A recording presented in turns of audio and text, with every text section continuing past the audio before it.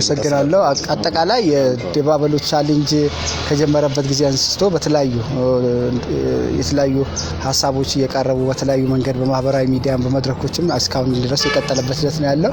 አሁን ባለው ዛሬ ለምሳሌ ቅዳሜ ምሽት 3 ሰዓት ዓለም አቀፍ የድባበሉ ቻሌንጅ በሚል የጨረታ ፕሮግራም ዛሬ አለ። ዛሬ ምሽት 3 ሰዓት የሁሉም ዓለም አቀፍ ያሉ የስልጤ ተወላጆች ከሀገር ውስጥም ከውጭም ተሳትፎ የሚያደርጉበት የጨረታ ፕሮግራም ነው። በዚህም የተለያዩ የአዲስ አበባ የምናስገነባው ህንፃ የሙዚየም እና እንደዚሁም ደግሞ ከስልጤም ጋር ከእምነቱም ጋር በሚሄድ ደረጃ የተዘጋጀ የቁርአን ለጨረታ ይቀርባል። ከዛ ባሻገር ነገ ዓለም አቀፍ ትላልቅ ገስቶች ባሉበት ትላልቅ የክብር እንግዶች ባሉበት በመላው ዓለም ከሚገኙ የስልጤ ተወላጅ አስተባባሪ ኮሚቴዎች ጋር ቪዲዮ ኮንፈረንስ አለን። እንግዶች በተገኙበት አንዱ አጠቃላይ በዓለም አቀፍ ያለ ተወላጆችን የስልጤን ማህበረሰብ እንዴት አድርገን በልማት ማህበር እናስተሳስር የሚል ዓላማን ያነገበ ነው።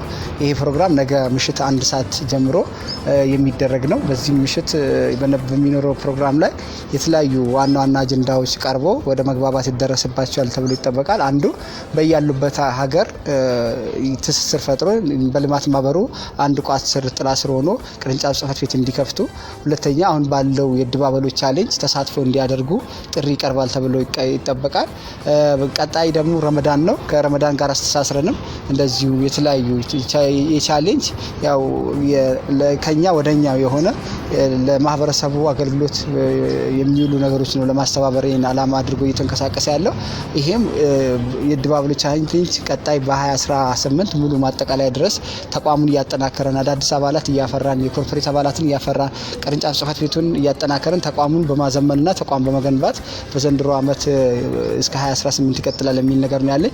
እንዲህ እያለን ዛሬ የጨረታ አለ፣ ነገ ዓለም አቀፍ ኮንፈረንስ እንደዛ እያደረገን በየቅርንጫፍ ጽህፈት ቤቶች በየሀገራት በቀጣይ ሆሳና ቀጣይ ደግሞ ሌሎችም ከተሞች ላይ ፕሮግራም ይዘን ተንቀሳቅሰን አባላትንና ተወላጆችን እያወያየን ስለ ልማት ማህበሩ ግንዛቤ እየፈጠረን ቅርንጫፍ ጽህፈት ቤቶችን እየከፈተን ዋናነት የልማት ማህበሩ አንዱ የስልጤን ማህበረሰብ ማስተሳሰር ኔትወርክ ሆኖ ባህሉን፣ ቋንቋውን፣ እሴቱን እንዲያሳድግ ነው። በሌላ በኩል ደግሞ ያልተማሉ በመንግስት ያልተሸፈኑ የስራ ፕሮጀክቶችን አቅዶ እንዲሰራ ማድረግ ነው። እነዚህ ሁለቱን ዓላማዎች ማስተሳሰር በሚችልበት ደረጃ ላይ እንቅስቃሴ እያደረግን ነው። በዚህ አጋጣሚ በመላው ዓለም የምትገኙ የስልጤ ተወላጆች፣ ወዳጆች፣ አጋሮቻችን ሁላችሁም አሁን የተጀመረውን የድባበሉ ቻሌንጅን ጨምሮ አባል በመሆን ስለ ልማት ማህበራችን በሀሳብ ጀምሮ በእውቀት እያዋጣን የተሻለ ከፍታ የስልጤን ማህበረሰብ በተሻለ ደረጃ በሀገርም ደረጃ ላይ በሚኖሩ ፕሮጀክቶች የራሳችን አሻራ እንድንወጣ በዚህ አጋጣሚ ማስተላለፍ ፈልጋለሁ። አመሰግናለሁ።